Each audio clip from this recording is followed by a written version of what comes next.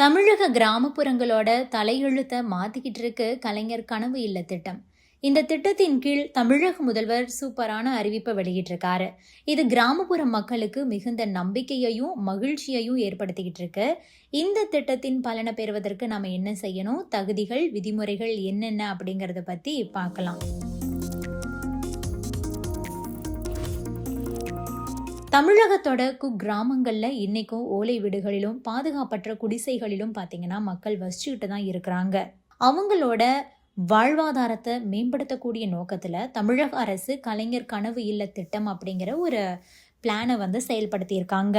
ஏழை எளிய மக்களுடைய நீண்ட கால கனவான சொந்த கான்கிரீட் வீடு அப்படிங்கிறத நனவாக்கக்கூடிய இந்த திட்டம் பார்த்தீங்கன்னா ஊரக பகுதிகளில் ஒரு மிகப்பெரிய சமூக புரட்சியை ஏற்படுத்தி இருக்கு. கடந்த மாதம் இந்த திட்டத்தின் கீழ் முதல் கட்டமாக 1,00,000 புதிய வீடுகளை கட்டுறதுக்கு 3,500 கோடி ரூபாய் நிதி ஒதுக்கீடு செய்யப்பட்டு அதுக்கான அரசாணையும் வெளியிடப்பட்டது.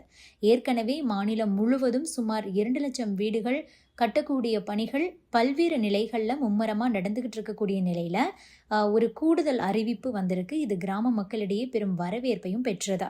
இந்த நிலையில தான் நேற்றைய தினம் சட்டப்பேரவை தேர்தலை முன்னிட்டு தமிழக முதல்வர் மு.க.ஸ்டாலின் வாக்குறுதிகளை வெளியிட்டாரு.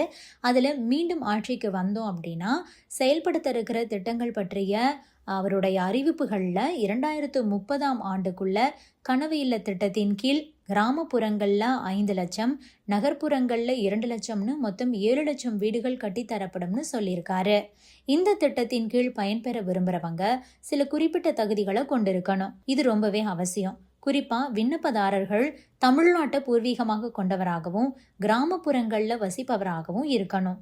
பாதுகாப்பான குடியிருப்பு இல்லாதவர்கள் மற்றும் குறைந்தபட்சம் 360 சதுர அடி நிலம் சொந்தமாக வைத்திருக்கிறவங்களுக்கு இந்த திட்டத்துல முன்னுரிமை அளிக்கப்படுது.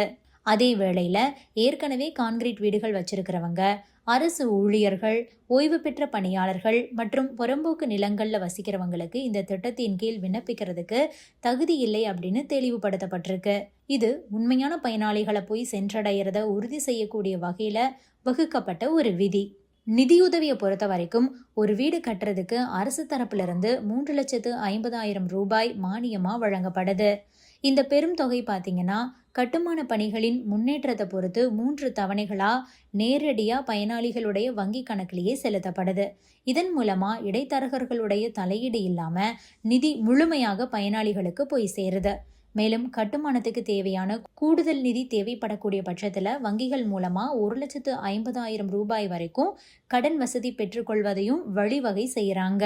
பயனாளிகளோட சுமையை குறைக்கிறதுக்காக தமிழக அரசோட டான்சம் நிறுவனம் மூலமா குறைந்த விலையில சிமெண்ட் மற்றும் அங்கீகரிக்கப்பட்ட விற்பனையாளர்கள் மூலமா தரமான இரும்பு கம்பிகள் வழங்கப்படுவதும் இந்த திட்டத்துடைய சிறப்பம்சம். கட்டுமானத்துடைய தரம் மற்றும் வடிவமைப்புல அரசு மிகுந்த கவனம் செலுத்துது. ஒவ்வொரு வீடும் 360 சதுர அடி பரப்பளவுல சமையலறை உள்ளிட்ட அடிப்படை வசதிகளோட அமையணும். இதுல 300 சதுர அடி பரப்பளவு கட்டாயம் RCC கூரையோடு இருக்க வேண்டும் அப்படிங்கிறது விதிமுறை. பயனாளிகள் செங்கல் மற்றும் நவீன AAC பிளாக் கற்களை பயன்படுத்தி தங்களுக்கு பிடித்தமான முறையில மீதம் இருக்கக்கூடிய பகுதிகளை அமைச்சுக்கலாம். பயனாளிகள் தேர்வு முறையும் ரொம்பவே வெளிப்படையானது. ஊராட்சி மன்ற தலைவர் தலைமையிலான குழுவினர் விண்ணப்பங்களை நேரில் ஆய்வு செய்து கிராம சபையின் ஒப்புதலை பெற்ற பின்னரே இறுதிப்பட்டியல் தயாரிக்கப்படுது.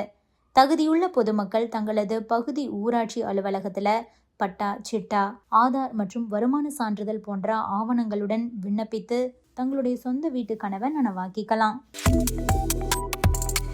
Subscribe to One India and never miss an update.